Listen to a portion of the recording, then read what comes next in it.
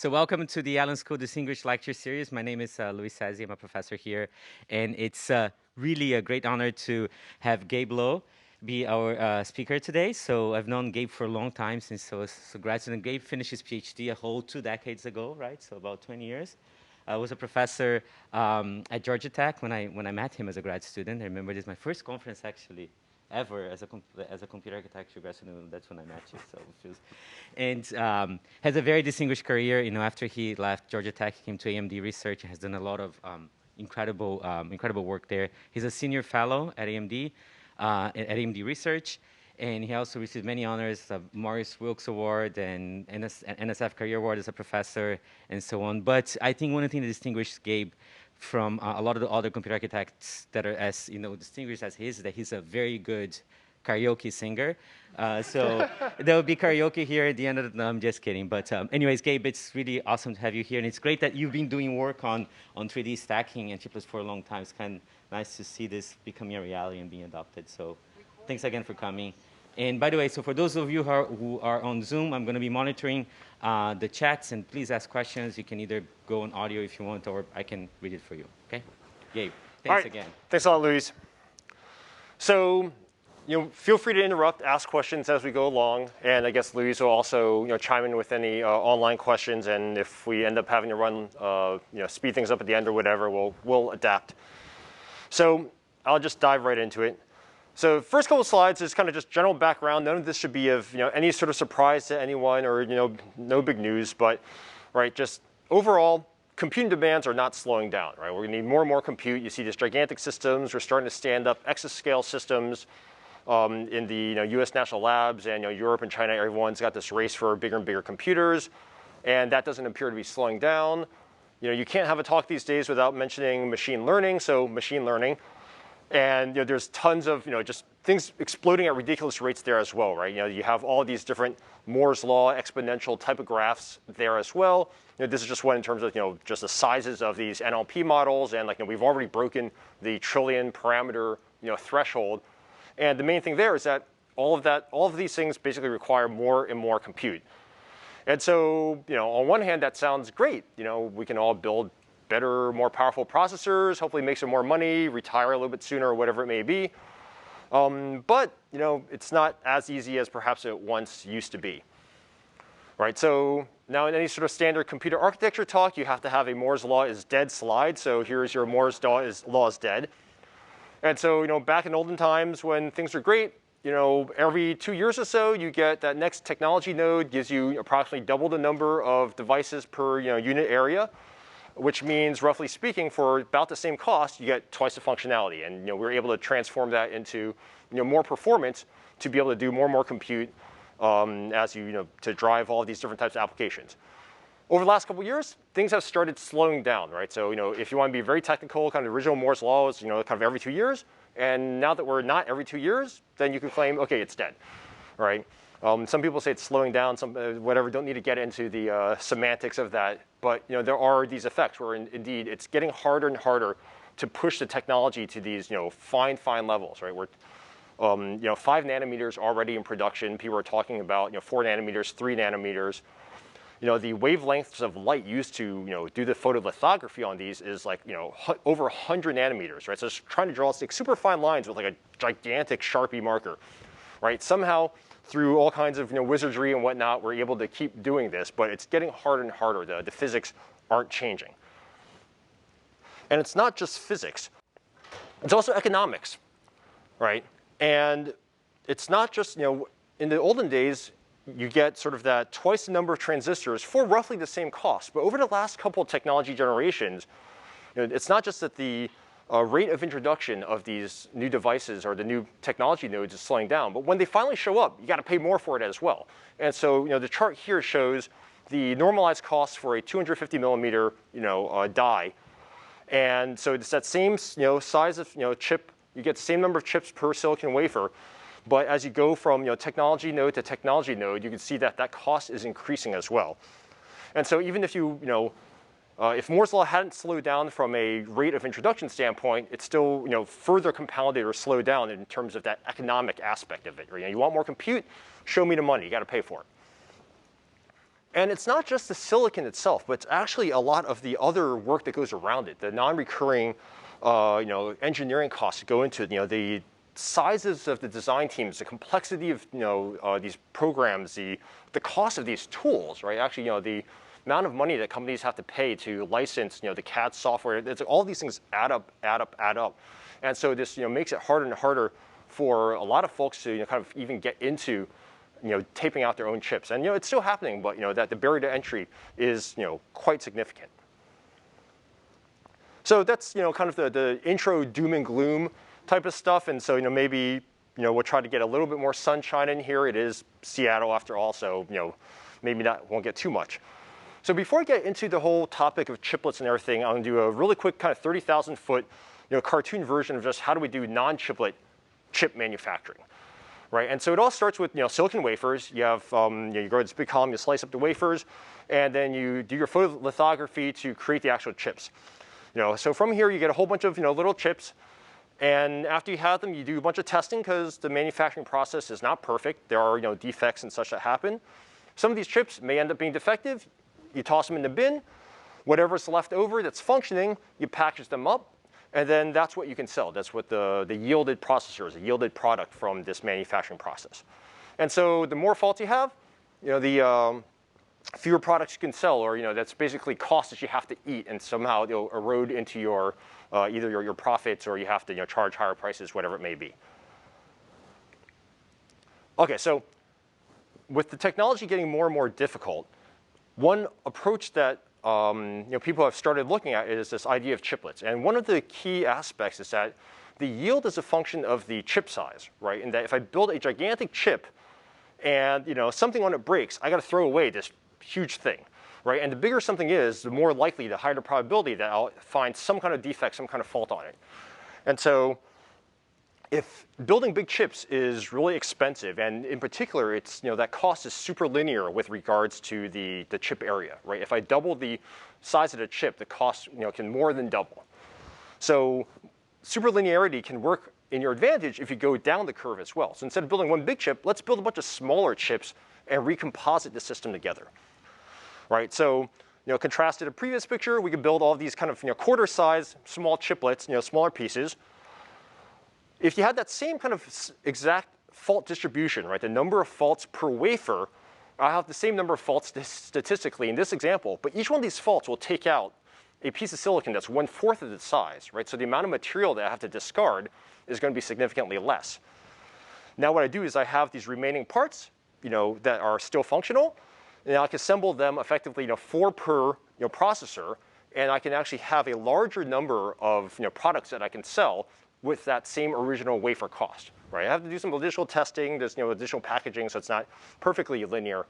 It doesn't scale perfectly, but it still gets us to the right side of things.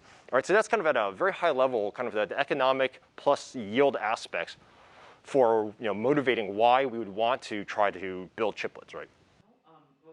I've heard over the years about this idea of designing circuits that are more tolerant to yield failures, to fabrication errors, right? Mm-hmm. So, which I'd imagine is very much a function of the architecture. If you have lots of memories, for example, memories probably tend to be more tolerant to these manufacturing errors, right? So the question here is, how dependent on the actual architecture and where architects are going today, with people putting a bunch of memory on chip, is affecting how you think about these fabrication errors and the size of the dies that are viable? Mm-hmm. So the different type of techniques we do for kind of repairable functionality, whatever, is something that for some aspects of the chip is already being done. And even with kind of all of those things working as well as they can, we still have this issue, right? Because if you look at that cost curve, right, we're talking multiple X on that curve, right? And so you can get a few percent from some repair and harvest or other things. That's not enough to overcome, right? So it doesn't qualitatively change the overall balance. And then it also depends on the types of structures. If like really regular structures, your memories, your SRAM arrays, those are very well-known techniques to build, sparing and other, test methodologies and stuff like that into it, right? And all of it it's not just having like a spare row, but you actually have to have the logic to mux in the right things. You need the logic to actually test and identify which row is broken, right? So there's various overheads that come with that, and all that stuff is put into the overall balance Okay, so one of the aspects though is like, this sounds all great, right? You know, I can just build a bunch of tiny chips, put them all together, and it's great. And you know, asymptotically in the limit, one might say, well, I can build an infinite number of infinitesimal chips. Each one of those infinitesimal chips will be, you know, $0, and so I should be able to build this for approximately free, right? I mean, calculus doesn't quite work that way. But, you know, on one hand, you know, we get a benefit because the cost is not linear, right? So, you know, that big chip versus these two little chips, the cost of the two little chips added together is less than the cost of that one big chip, right? So that's a good part. But when you architecturally take something, start putting it into smaller and smaller pieces, you're taking, you know, functional blocks, things that were talking to each other and moving them farther apart. And so you have to add, you know, additional different types of overhead. So in particular, there's going to be some kind of chip-to-chip communication interface that's going to be, you know, bulkier, you know, takes up more area, more power, because you're actually not driving signals from one chip to another. Even though they're kind of co-packaged together, it's still not, you know, as close as being on the exact same piece of silicon. And then there's other types of components that, you know, has to be replicated on a per die functionality. There's, you know, power control, clocking, different type of test boxes we mentioned. You know, there's just, you know, a variety of different kind of system overhead per chip type of stuff that if I built one big chip, I'd pay for it once. If I build 4 chips, I got to pay for it 4 times. Right, so all these things kind of add up together so that the sum of the total silicon area in this chipleted version is actually greater than that original monolithic single die approach. But even with all that, the cost still comes out lower if you're, you know, operating on the right parts of that curve.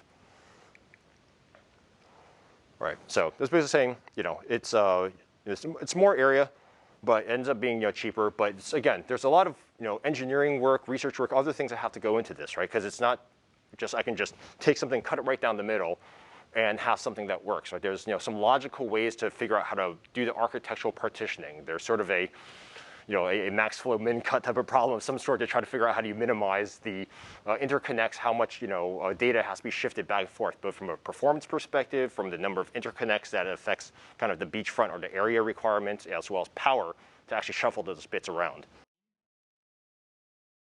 You know, going off chip, it's going to be slower going between chips? Yep. Or not? Yeah, right, so there's going to be bandwidth and latency trade-offs there as well, correct.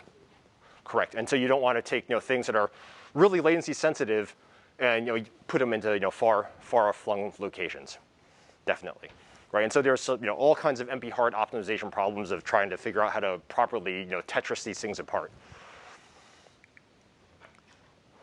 Okay, so that's kind of given like the high level, you know, concept, you know, really the thinking behind chiplets, and then so we'll kind of go through a couple examples of, you know, how we've taken this general approach and applied it to our actual, you know, processor designs. So I'll start off with our first generation EPYC processor. These are, you know, CPU-based systems targeted at like the server and enterprise market, you know, higher core counts, more memory bandwidth, things of that sort. So when we first started with this first generation EPYC processor, right, this is, you know, several years ago, and we were trying to get back into kind of the server and HPC, you know, space.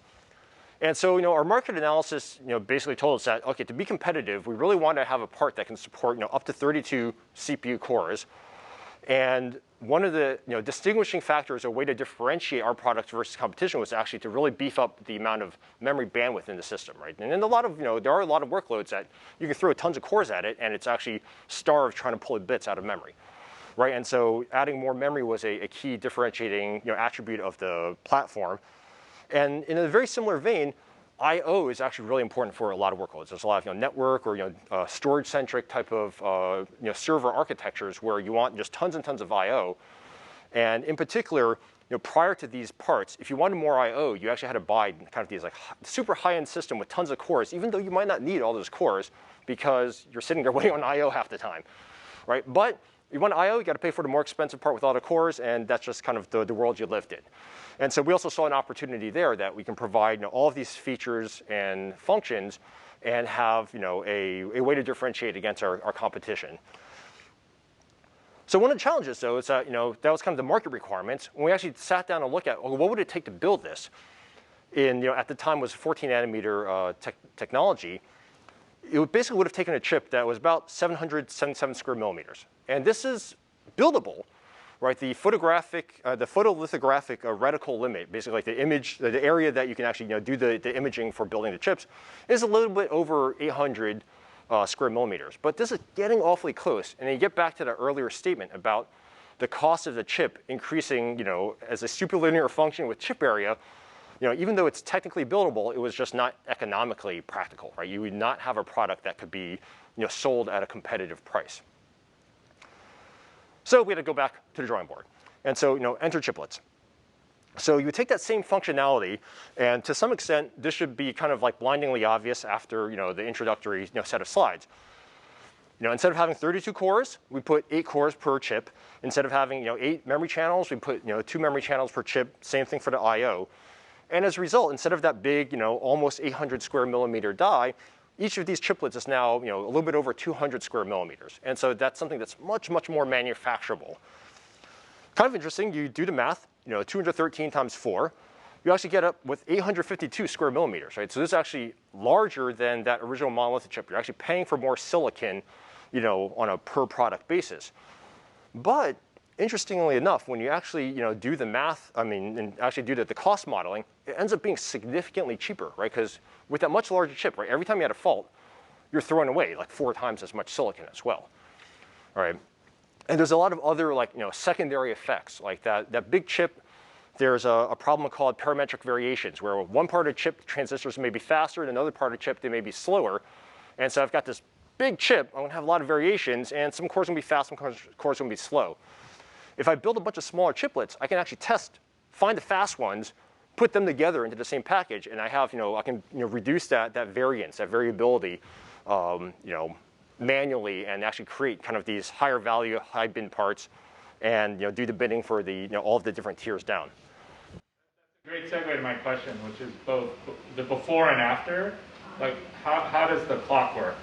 Did the old thing have one clock across the whole chip, and do the 4 chiplets share a clock, have their own? Like, how am I supposed to be thinking about that? That's a good question. So the clocking, for a variety of reasons, even in the monolithic chips, they've, largely become kind of, hierarchical and kind of on a per core, control, because power is so important these days. We want to control the frequency of every one of these cores to, kind of provide no more, than you need to hit the performance targets that you have, right? Or, when some cores are idle, you want to be able to, reuse that power budget somewhere else and crank up the clock speed on, the other cores that actually are busy with real work.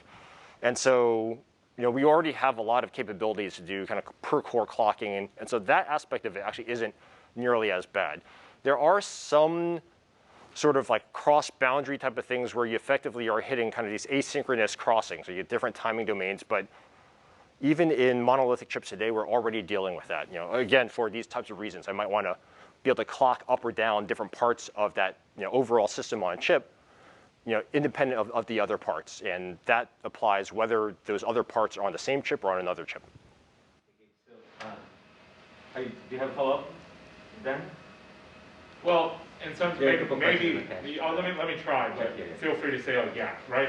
So in some sense, you're not trying to keep anything clocked across chiplets. No. And if you were, it would make the communication challenges much, much harder. So in some sense, the monolithic chip already gave you the flexibility you needed. Yeah, right. It's just kind of the classic, that's kind of the classic Grace Hopper example, right, where it shows that the speed of light, basically going like 1 inch in 1 nanosecond type of thing, right? And the thing is, we're not actually dealing with light; it's not photonic computing, so the actual wave propagation and the carry voltage settling times are a lot slower than that. And so already you're basically constrained in terms of how far things can be from each other while trying to have some semblance of synchrony. So yeah, somebody was asking to voice the question in the chat. So Dan was asking about clock distribution impact on that in the chiplet approach. So now we have 2 other questions here from the chat. One is from Josh Smith. He was asking if the optimal chip size is determined by the defect rate. I think it's not just that, right? And because there's The defect rate, as you kind of mentioned earlier, depending on the function and the mix of functions on the chip, there's kind of repairability and other things of that sort that can offset the defect rate. There's also other aspects of it, like some of the larger chips, for some markets, actually still work out quite well because in those markets, for high performance computing, some of the machine learning type of stuff, you can charge kind of higher prices where it justifies a larger chip that people are willing to pay for the extra capability, the extra performance. And so in those cases, like there is kind of the soft kind of economic input to it that drives where that proper size may be. Mm-hmm. So it's more than just the defect rate, and even the defect rate is not a moving target, right? That's something that we also have to bake into our design decisions, right? Because early on in a process technology node, the defect rates are higher, but the foundries are constantly learning, readjusting, sprinkle a little bit more boron here or whatever it may be, to make the process more reliable, right? Because it doesn't help them to have their customers have to throw away defective parts either. And so there's a learning curve that helps the defect rate come down over time. So there's a lot of different factors that go into that. Got it. Okay, thank you. So there's two questions about caching that are related, so I'm going to combine them. So Tom Anderson was asking about how does this differ from a NUMA multi-socket configuration? Is it just like the same thing but happens to be on the multi-chip module? Because this is something that's already widely used, right? So, and a related one is how does caching work here? Do you have, I'm assuming that, this is true that has very different, processor units with their own cache, right? Yep. Okay. Yeah, so and NUMA's a good one, and we'll touch onto that a little bit more as well. But the quick answer is that everything can access everything else. It is a flat memory space, but it does have these kind of NUMA effects, right? In that if I'm trying to access, if I'm a core on one of these chips accessing a memory channel that's on the same chip, that's going to have lower latency than if I want to access a memory channel on a different chip, right? Because I don't have to do that crossing. I do the crossing twice, right? I have to hop to the other chip, access memory, and then hop back. So there is kind of this in-socket NUMA effect, and we'll revisit that later. Are you going to touch also on defects that can come on the multi-chip module itself, meaning that the fact that you might put the chips there, they not work because the interface doesn't work? I wasn't really going to touch on that much, right. But that is an issue that you can introduce faults from the assembly process itself. There's been a lot of work with our partners in improving that process, and new testing methodologies and things of that sort along the way. So it's definitely been engineering work to improve that, but it's that's largely under control. And you hire people with very steady hands to put them together, right? So very. All right, one final one. And how about verification? So as you partition the design, does this increase verification costs too much?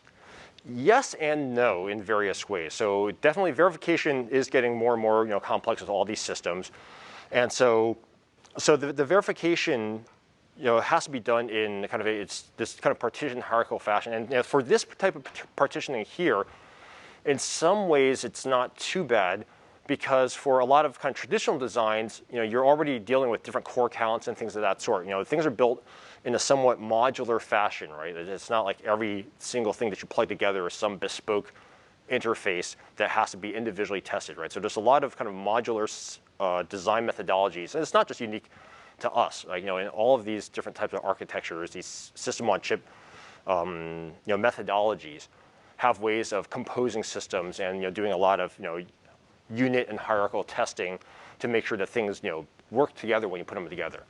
It's not to say that's necessarily easy. There's a huge effort involved in that. All right, thank you.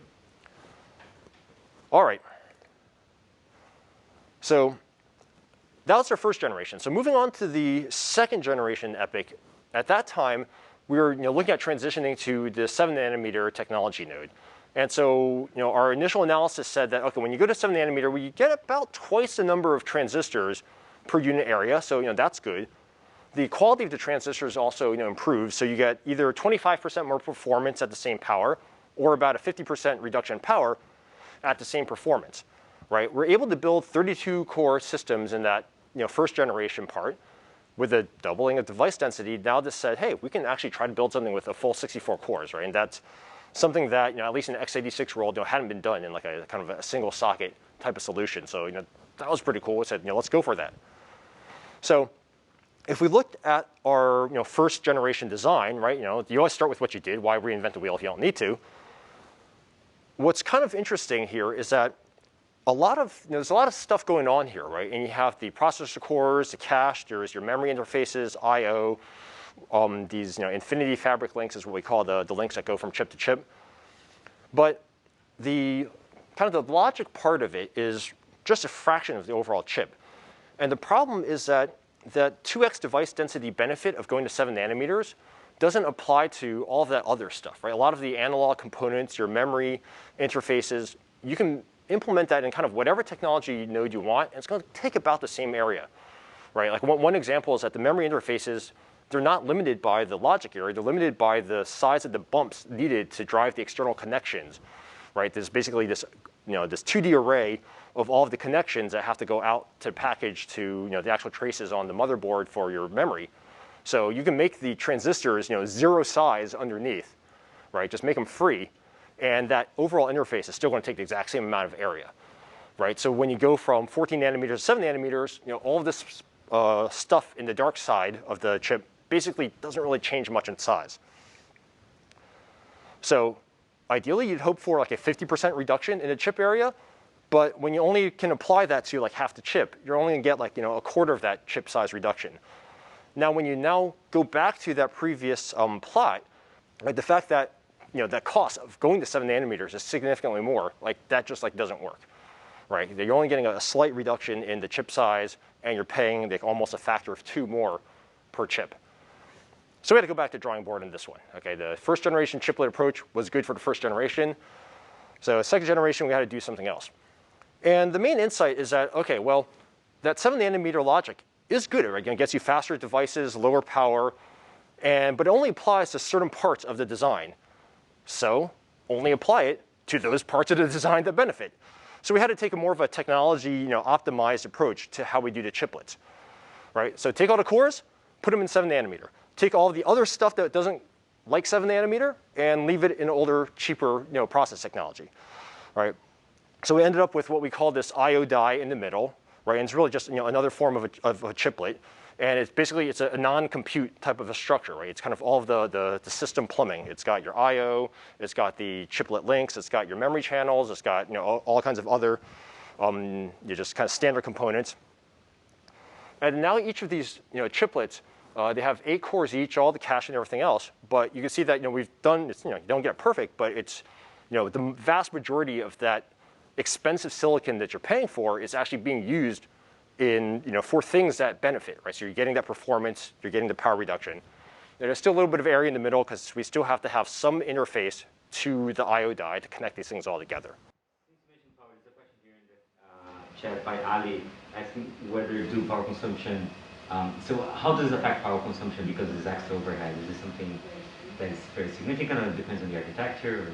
Yeah, it depends, I'd say, almost more, on the, there's an architectural aspect, there's a high workload, dependence aspect of it as well. And then, one of the saving graces is that the distances traveled here are still relatively small because we're kind of, within the package. And if you think about, for the most part, if you have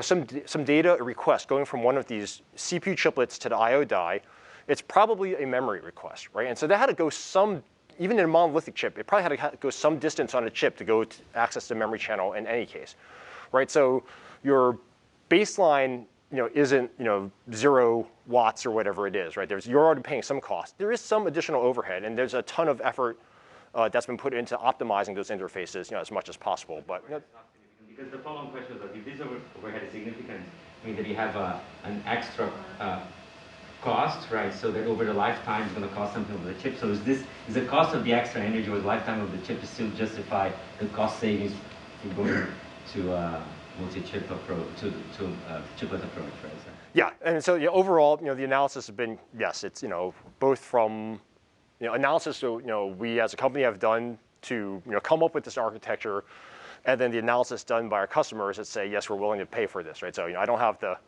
exact spreadsheet to show you that, right? But the overall, over the lifetime of the chip, right? So yeah, exactly. Because for a lot of the customers, especially kind of cloud and enterprise place, right? The total cost of ownership is a big deal, right? So the energy consumption, it's not just the purchase price of silicon, right? But what they're paying to, PSE or whoever they're dealing with over the lifetime of that part, is an important factor. Right. I'll batch one more here, and then I'll give you a break here from questions. So the other question is, once the chips are fabricated, where does the actual multi-chip module assembly happen? Is it the same fab, or it gets shipped somewhere else? Is it AMD that does it? Is it TSMC that does it? Who does the actual assembly? So it depends, because there's a couple different chiplet technologies and other things out there. In full generality, it doesn't have to happen at the foundry, right? So the foundries, some of the foundries do have some of these capabilities. Two very different foundries in this case here, right? So yeah, so like actually in this case, because we've talked about this publicly, the chiplets themselves, the CPU chiplets are coming from TSMC, and that IO die is actually a Global Foundries 12 nanometer chip, right? So they're actually coming from different places. So there's, I don't have time to get into all of it, but there's all kinds of really interesting like global supply chain logistics and other things that go into how you really put these things together.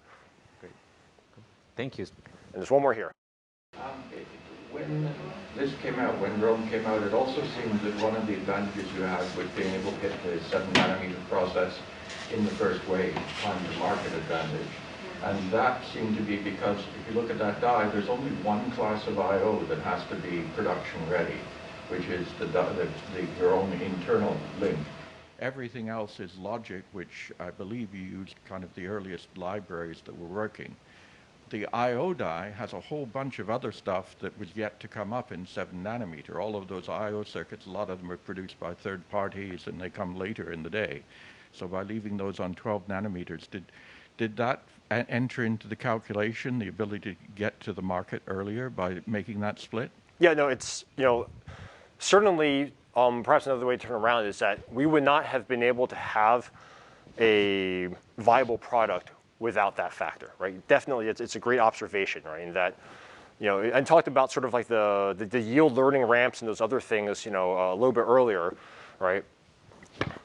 In that, if you were to try to build, a much larger chip in the early days of a process node, right, then that would be far more expensive because the yield rates wouldn't be good. And then, as you also pointed out, the effort required to take all of these, the PHYs, a lot of these analog IPs and such, and try to port them to this new, process node is a, non-trivial engineering cost. And being able to leave that all in an older, technology node where you already have that stuff ready to go, right? It both saves effort and, as I said, time, right?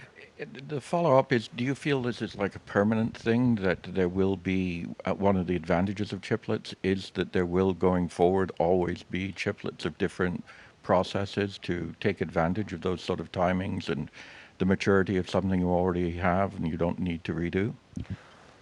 Is it something that you've come to embrace rather than view as an irritation? Yeah, I think, it's hard to say, categorically in all situations that may be true. Like for example, there are still parts of the market where monolithic chips actually still matter or it still makes sense because the overall chip is small enough that, kind of those overheads of breaking it into, too fine-grained, pieces ends up not being worthwhile. And so, I don't think there's any sort of, absolute answers to these. An interesting aspect, could be, and this is just kind of my own, musings, is that, if Moore's Law really does keep slowing down and that the pace of, introduction of the next node and the next node, keeps kind of lengthening, that getting in that very first early window, maybe that doesn't become as big of a factor, right? Like it may, initially, but then kind of everyone else catches up, and then you're kind of all stuck in that same node for, for that next while longer before finally everyone makes that next transition. So, it's hard to say to what extent, what the magnitude of that advantage may be, over time looking into the future. But, in this generation, that certainly was helpful for us. Yes, I have the impression that because you're putting all the I/O in the middle, people can hear you in the system. Yes, sorry, hi.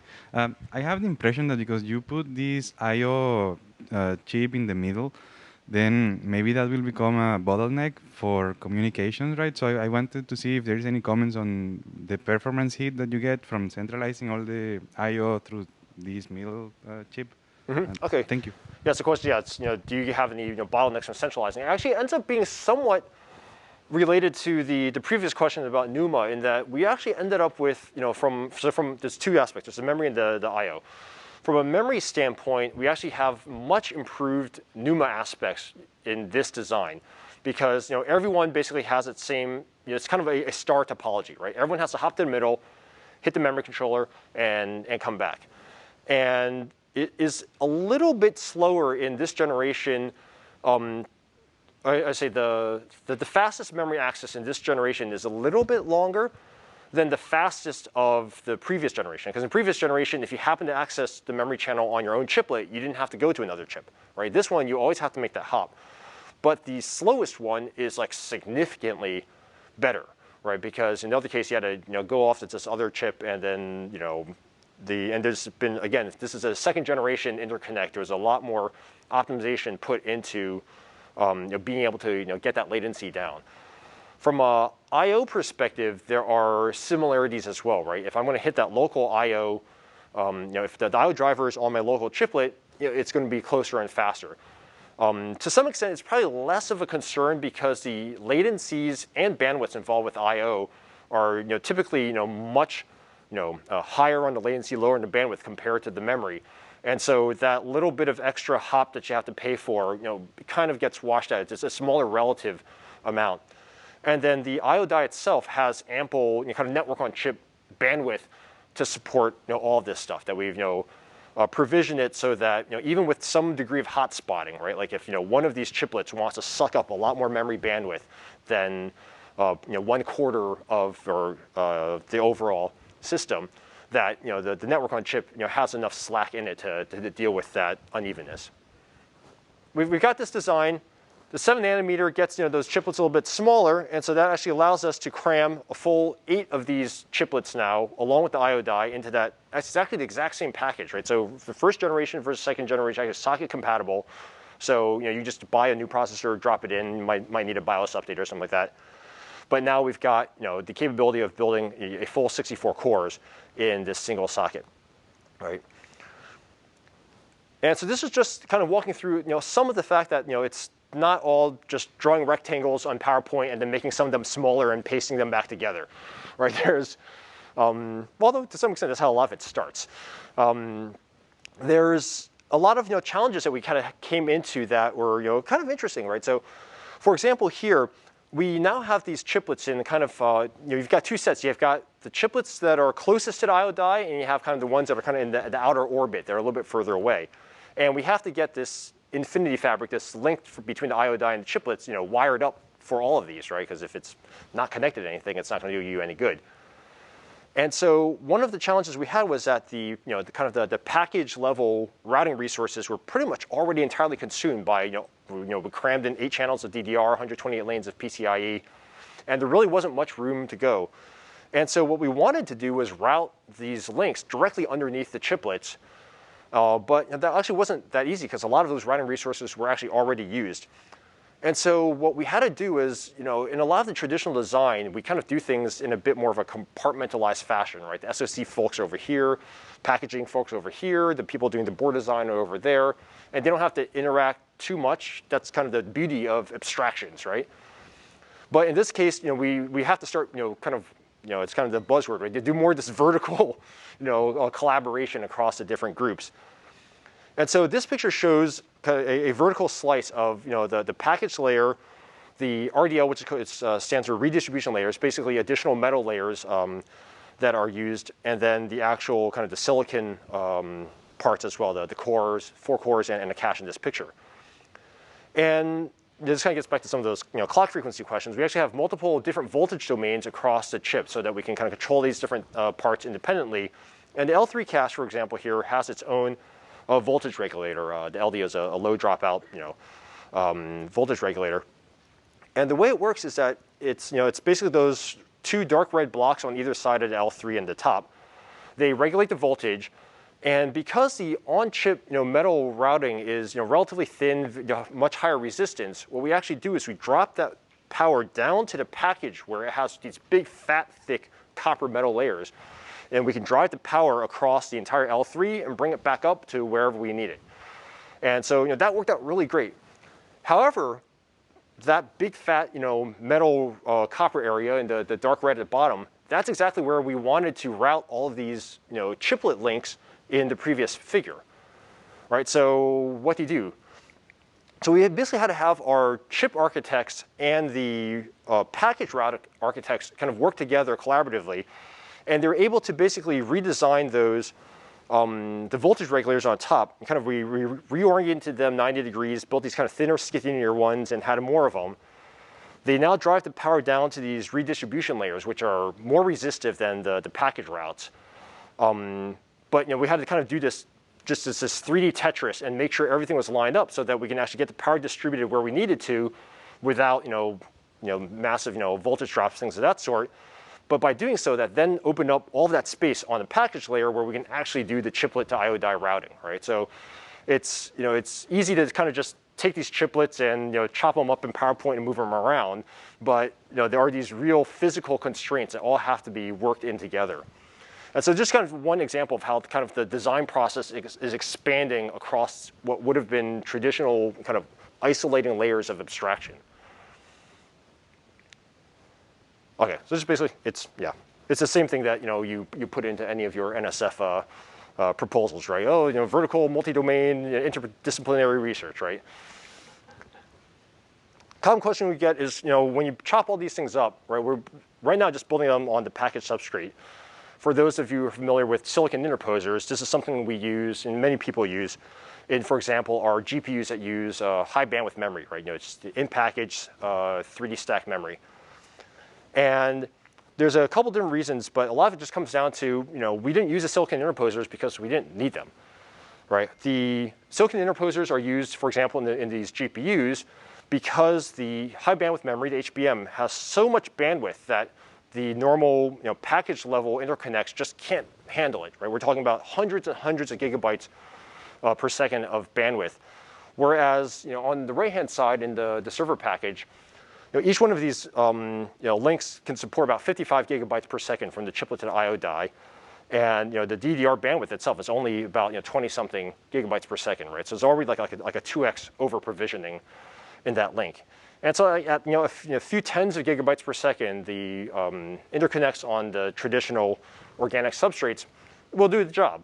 And so at that point, why bother paying more for the silicon interposer that isn't really buying you anything?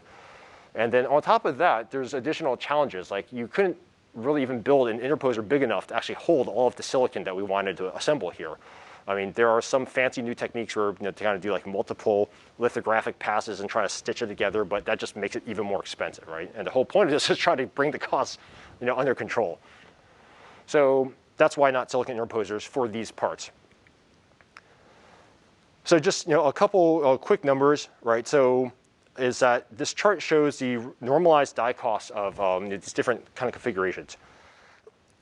On 1.0 is basically our 64-core EPIC part, right? This is a chipleted part.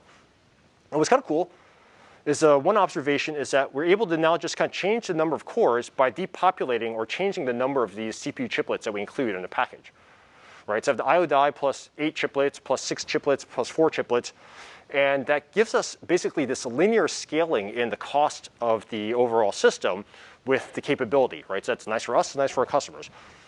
Then the red bar basically shows a hypothetical cases. Okay, if I didn't use chiplets and I just built a big monolithic chip with the same functionality, how much it would cost. And so kind of one observation is on the right-hand side, even if I built the smallest configuration with just 16 cores, that still would have cost significantly more than our actual 64-core part. And then you'll also notice that there's no red bar for the 64-core, because basically that part would be over 1,000 square millimeters. And so, again, without some kind of fancy reticle stitching and some other type of stuff that the foundries don't support in these high-end processes, you just couldn't manufacture it. Another kind of cool part, which kind of goes back to that linear cost kind of factor, is that traditionally a lot of the server parts, you have to do multiple tape outs for okay, I want my high-end part with a lot of cores, a lot of cache. I've got maybe a middle of the stack part with a medium number of cores and moderate amount of cache, and then I've got kind of a lower entry level type of part with even fewer cores and fewer capabilities. And so that's 3 different tape outs, 3 different designs, 3 different validation processes, 3 different sets of physical design, power planning, clocking, all that type of stuff.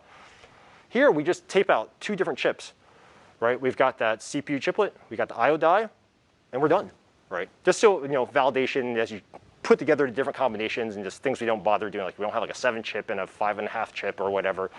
We still limit the different combinations within some reason, but you have just a lot more flexibility in how you do this.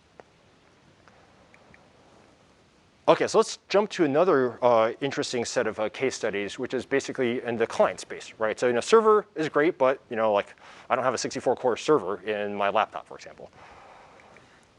So, one of the things is that we built this this big system, and it's got all these capabilities, but like in the client space, you don't need 8 channels of DDR, right? Like 2 is usually fine. I don't need 128 channels, 128 lanes of I/O, but it's still I/O, right? It's still PCIe, it's still DDR, and so what we can do is rather than just trying to shoehorn that entire I/O die, we basically leveraged the overall design. We basically built like a quarter-size I/O die, which is called the client I/O die. That's for the most part the same thing as a big I/O die. Is just 1/4 the resources, right? So we're able to it's a new tape out, but really leverage a lot of that engineering, a lot of the design effort. And then the CCDs, the core and cache chiplets, well, those are basically the same thing, right? So we actually reuse that silicon. So we're actually now designing this one part and able to feed it into different parts. These are entirely different market segments, the kind of server space and the client space. And this actually allowed us to build 16-core desktop parts, which were actually at the time quite a lot. Everyone's now there's a kind of a funny bit of a kind of core count arms race, like we used to have gigahertz arms races or whatever. And at some point, we can't keep doubling things, but for now, they are increasing. Right, but that again allowed us to kind of get to this new level of capability in a way that was just from an engineering effort very efficient, right? Because we actually had all of the pieces, and it's kind of just it's just like building blocks and arranging them in a different fashion. Right, so you get a similar charge before. It's cheaper, right? Okay, not a big surprise. In the interest of time, I'm not going to dwell on this too much here. But as they like to say, but wait, there's more. And what's also kind of cool is that for a lot of these consumer parts, most people don't need like a ton of I/O. I don't need like 73 USB ports and 16 display ports and 89 SATA drives or whatever. And so your typical package is going to have some reasonable amount of I/O, but won't be over provisioned. And that also keeps the package size relatively small, and you only have so much kind of real estate to break out all these all the routing and all the bumps. However, there are some higher end platforms that do want more. And so what we actually did was we took this client I/O die, and we basically took the same silicon and with some software changes and other things, basically took it and converted it into a chipset. Right, so this is basically the same silicon, and it's now basically this chipset kind of I/O extender that allows you to have all these other things. In the past, that was a whole nother tape out, a whole nother chip, and we're able to re-leverage that part pretty much directly. What's also cool is that chip, for example, doesn't support memory. So I can take one of these client I/O die chiplets where maybe I had a manufacturing defect in the DDR interface. Normally, I would have to throw that away, right? I can't use it in the processor part. Well, I can actually now just reuse it here where that part would have to get turned off anyway. And so I kind of, take that, what otherwise would have been discarded and converted it into actual, sellable silicon again. So it's kind of this cool little kind of like silicon jujitsu move where, we can take this and reshift it around, change its function, and, make something out of it. Kind of another quick example of, how you can take these parts and, maybe not even change the silicon, but do stuff at that packaging level, is that this is kind of that figure of the first generation EPYC. What we did was we took that and we basically created this high-end desktop part that our marketing folks came out with a pretty cool name, Threadripper. But it's basically one of these server parts that's been kind of just down configured a bit, and we're able to use the same silicon chips, change the package routing topology, and now have basically created a new product class. And this has been actually quite successful. It's also just been a great kind of PR type of thing as well, and it's actually carved out. They've actually this market's growing because it's a very high-end desktop kind of a mini server powerful workstation type of a component for a lot of high-end things. There's a lot of the folks in the cinema domain where they're doing lots of rendering, a lot of video editing and stuff like that, where like they just need horsepower, but they don't need entire servers. So this is just got another cool example where when you build these things in this kind of this modular fashion, you can kind of rearrange and restructure them pretty easily if you do things right. So in the last couple of minutes, I'll just talk a little bit more about kind of looking forward into the future a bit as well. So if you look at the different packaging technologies, right? We talked about these chiplets, these kind of 2D multi-chip modules, and they have a certain amount of interconnect density you can get across that package. Mentioned briefly the silicon interposers, sometimes also called 2.5D integration, and that provides a much higher level of bandwidth, and this is being used in GPU parts and in other markets as well. And then we've also recently announced products featuring true 3D stacking, where we're stacking silicon on top of silicon, right? So instead of just beachfront levels of bandwidth, you're getting area to area levels of bandwidth. And so that's we're just kind of taking the first steps in that approach, but I think it's a great topic for a lot of kind of academic creative thinking. Right now you're working in truly in the third dimension. How would you reimagine? How would you restructure your architectures, your systems, et cetera? Probably alleviates bandwidth concerns as well, right? Yeah, exactly. You get a lot more bandwidth. There are thermal challenges, for example, of putting things on top of each other as well. So it's not all sunshine and rainbows and unicorns. All right. So our first, this is an illustration just showing kind of that density benefit, right? The C4 bumps are kind of the traditional package level bumps you could get. Microbump 3D is kind of a older version of 3D stacking, where you basically still have to build these micro solder balls in between the layers. And this is a technique that is used, for example, to bond the HBM memory on top of the silicon interposers. And then kind of this newest generation, which uses true through silicon via what they call hybrid bonding. It's a process where basically the two layers can be put together without any of the intermediate solder balls. It's just that the copper can bond to the copper on the other side directly. Gets you just a whole another step function in bandwidth between the layers. So our first version of this, we're basically doing kind of again, you kind of crawl, walk, run. The first version of it we're just using for stacking cache on top of our processors. And so this is a the fancy marketing illustration of it, right? But it basically shows you that on top of one of these CPU chiplets, right, you can basically directly stack another chip that has this additional cache capacity. So we basically have like a 3x L3 cache, right, a triple size L3 cache. There's a little bit of extra silicon put in there on the sides for mechanical reasons, and then put it all together. And this is quite nice because again, we can basically reuse those same chiplets again, right? We don't have to custom design yet another chiplet for this. Right, and that cache you can build, it's a separate thing, relatively easy to build. That's something that you could have tons of repair and it yields really well.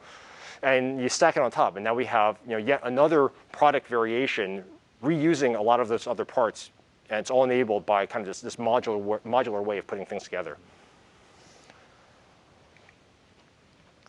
Right, it's I think really exciting though from a kind of architecture standpoint going forward though, right? Because there's this whole chiplet thing, the next, or the kind of the grand vision that a lot of folks have been talking about is like this true kind of plug and play world, right? Maybe I can buy chiplets from one vendor, I can design my own chiplets, buy some memory from someone else, go to a third party, have them all assembled, and build kind of a custom semi-bespoke system to address whatever it is I want to do, right? And whatever my own processing needs are. And that's like really cool. But there's a lot of challenges I think that come with this, right? The pictures here kind of show 3 different use cases with very different bandwidth requirements, right? And like, how do I actually build like a true plug and play ecosystem where I can support that range of different capabilities, right? Because for example, I have to define the interface between the chiplets. Do I define it for the top case, in which case it's under provisioned for the other ones, or do I define an interface that more looks like the bottom one, where it's way over provisioned for the stuff at the top, right? And it's you end up being having some kind of standard that's kind of jack of all trades, master of none, right? It's going to be inefficient for specific cases, which makes it more difficult or more costly or whatever. And I think there's a lot of interesting work to, I think solutions will exist. This is not a new problem per se of standardized interfaces and whatnot. And then there's a lot more than just kind of bandwidth stuff. Like there's security questions. If I get a chip from a third party and I plug it in with the rest of my chips, like what happens if it does this? How can I improve certain properties about it? How does it, how do I prevent it from just, spamming the rest of the system? Like, it could be perfectly, normal. It's doing legal things, but just reading memory at such a, high rate that no one else, can actually get anything done. How do I actually manage power across these things? There's just all kinds of different things that make true kind of plug and play architecture really work. But on the other hand, I think it's a fantastic area to do research in, just all those different problems, all the different ways you can connect stuff, and what's a really good, kind of system architecture, chip level architecture to enable what is, I think, an amazing world of possibilities in terms of future systems. So,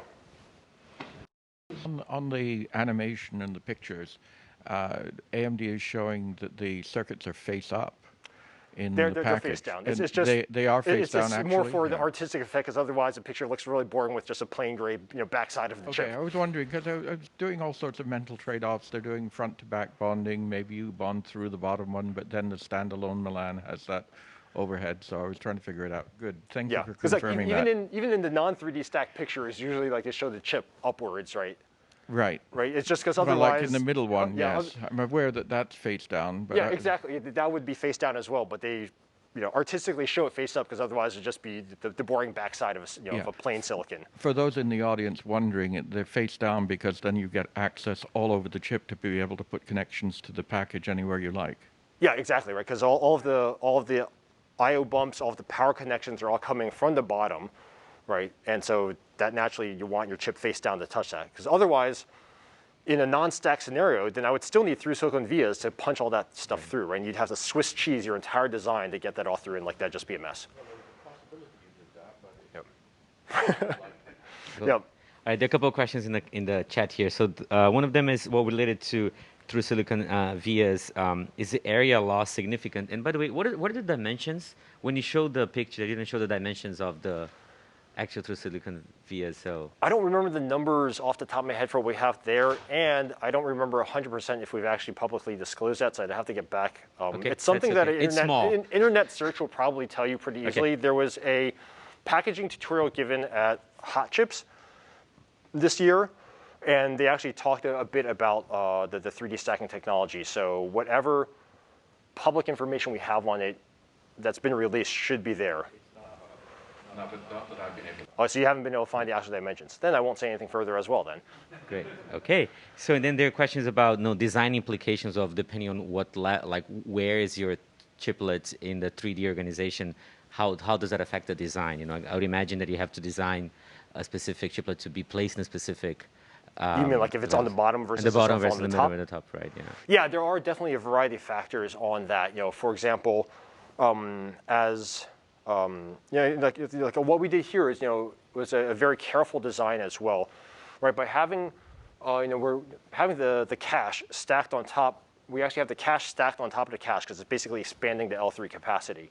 Mm-hmm. And so one nice thing about that is that the cache itself is a very regular structure. And so for us to actually floor plan to allow enough space for the through silicon vias, because they do have some overhead, right? It was actually very easy to do that versus like in the middle of a processor where you've got data paths and your divider. You can't just randomly stick holes through the middle of that, right? Like it would just be too disruptive. Whereas the cache is this nice regular structure, at least for kind of our first attempt at building a 3D architecture.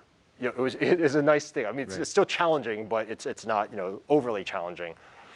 And then on top of that, which also goes into it is the thermal implications. Like the cache is something that doesn't consume nearly as much power as say like your AVX floating point units or something like that. Mm-hmm. And so stacking some relatively cool cache on top of some other relatively cool cache, we're able to keep the thermal aspect of it well under control. But what you stack where and how is definitely something you have to think very carefully about. But also, I don't know if there's any good rules of thumb per se, at least at this point in time, right? I think implications, yeah. over the next, however many years, as more and more people are looking at how to build these architectures, both in academia and industry, I think we will start getting some more lessons on, general guidelines on how to decide what to put where. But like right now, it's an open question, I think. It depends heavily on the system you're trying to build.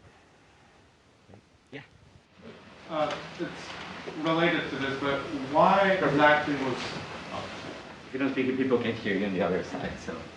So it's a related question, but why exactly was L3 cache chosen to be stacked instead of, for example, it seems to me that IO die could also be stacked on top to like normalize distance to different chiplets. What was the kind of design thought behind that? And second question, if the L3 cache is stacked on top, it seemed from previous diagrams that there is L3 cache per chiplet. Is that now shared between all chiplets, or is it kind of stacked on top of the chiplet and Gotcha. still the L3 Yeah, cache? so yeah, the picture may not be entirely clear in all of this. The L3 cache, the 3D stacked L3 cache is on a per chiplet basis. And so in like in that video earlier where you actually had 2 of these CPU chiplets, you would basically stack a separate L3 chip on top of each of those, right? Take 2 L3 chips, stack them on each one, and that's not shared across the chiplets, right? So each of the chiplets has their own L3, and you're expanding the capacity of that chiplet's L3. Did I get both questions, or was there another question? So the first question was basically why... Oh, like as opposed to IO, yeah, Right. so why stacking the cache instead of the IO die? And so part of it has to do with the different geometries, the benefits and such. And so stacking the distance from the chiplets to the IO die, for example, is not that big of a performance limiter for us. And so if you make that faster, you'll get a little bit better, but it's not like a huge lever. Whereas, especially there are some workloads out there that increasing the size of the cache gives you huge benefits into performance. And so part of it is just where you're going to get the most bang for your buck. Another aspect of it is sort of continued modularity, in that if you want to completely rechange the topology of, say, stacking I/O and the chiplets, then that's something that all of the configurations. Like I basically need a new I/O die that can support this stacking, right? So I have to have a non-stacked I/O die versus a stacked I/O die, and that kind of complicates the overall, design process and the different types of products I'm going to offer. Whereas here, I'm basically using the exact same infrastructure, and I've got this optional value-added, stacked L3 that I can, add in for the people that want it, right? Correct. I think we need to wrap up here. But so one final question from me now. So part of this is silly, but I wonder whether it makes sense to consider physical movement of these dies in the future. Like if you actually have actuation to move them around, would it be actually more energetically efficient for you to have to move? Hey, I have to move, 100 gigabytes of data from here to there. Might as well just go and move the chips and have like kinetics inside your 3D stack chip, So.